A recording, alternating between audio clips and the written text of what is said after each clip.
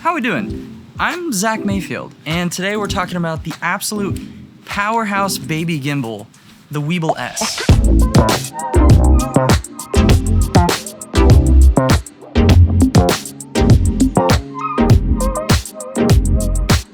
Funny enough, my first YouTube video where I actually put effort into it was my first impressions of the original Crane 1. Today we have the old Fuji XT4 with the Fringer adapter, and this particular shot is the Tokina 11-16 at about 12 millimeters.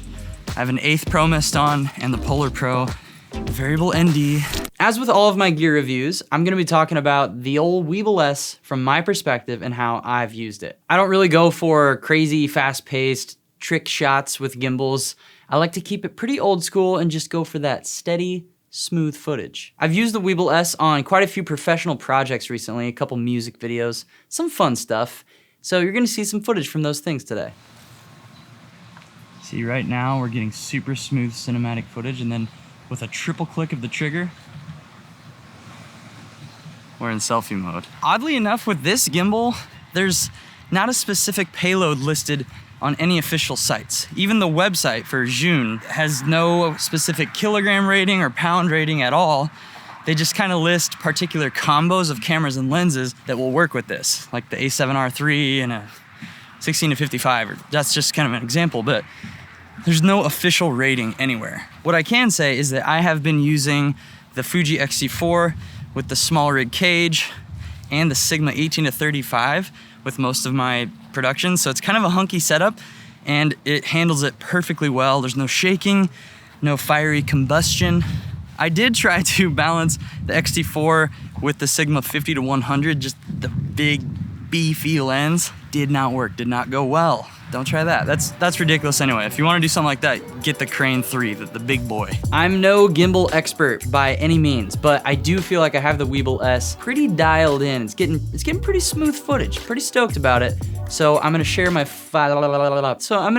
settings with you guys. For motor settings, I have everything set to custom. My tilt is 29, my roll is 29, and my pan is 37. Within the advanced settings, there's a speed tab. I have the control and the follow all the same. So the tilt is 75, roll 75, and the pan is 20 for both control and follow. For the smooth settings, I have the tilt, roll, and pan all set to 200. And for deadband, I have the tilt at 6, the roll at 10, and the pan at 15. Like I was saying, the type of gimbal shots that I go for are generally pretty slow, steady shots, nothing crazy.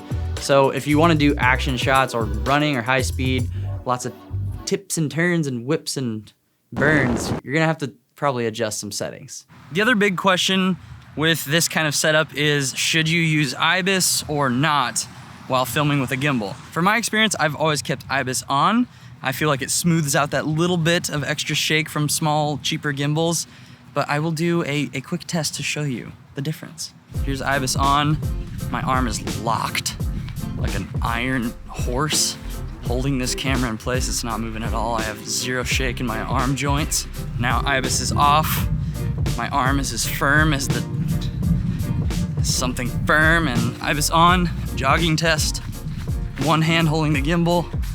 Hopefully it looks cool. I'm actually excited to see what this looks like. IBIS off, jogging test. One hand holding this dope ass little Gimby. Then we triple click, 1, 2, 3. Do the old flip job. See that cinematic tree shot that's probably out of focus?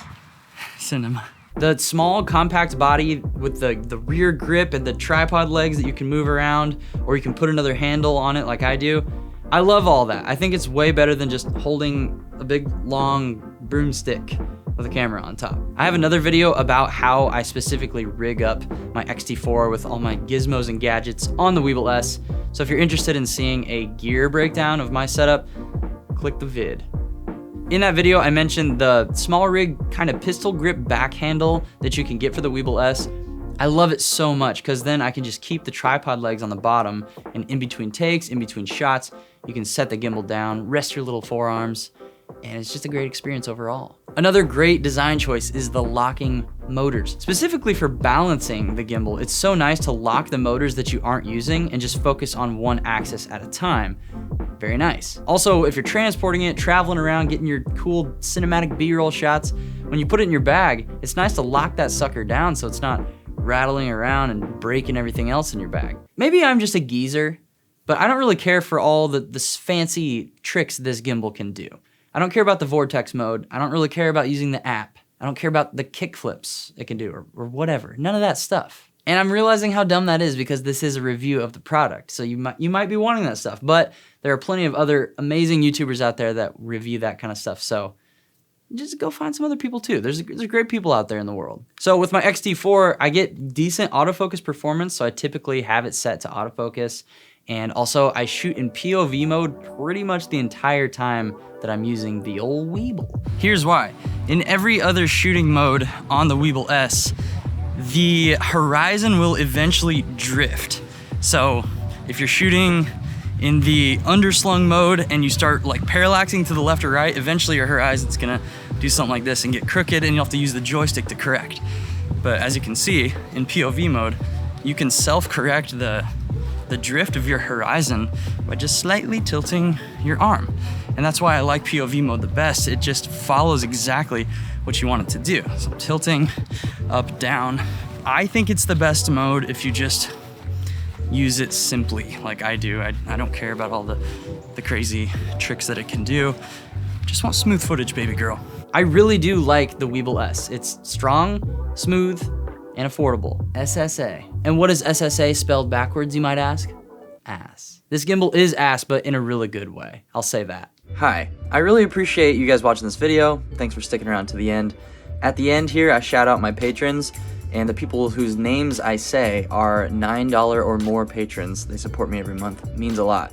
So shout out to Joel Thomas and Hannah Markley. Appreciate you both very much. Have a wonderful day.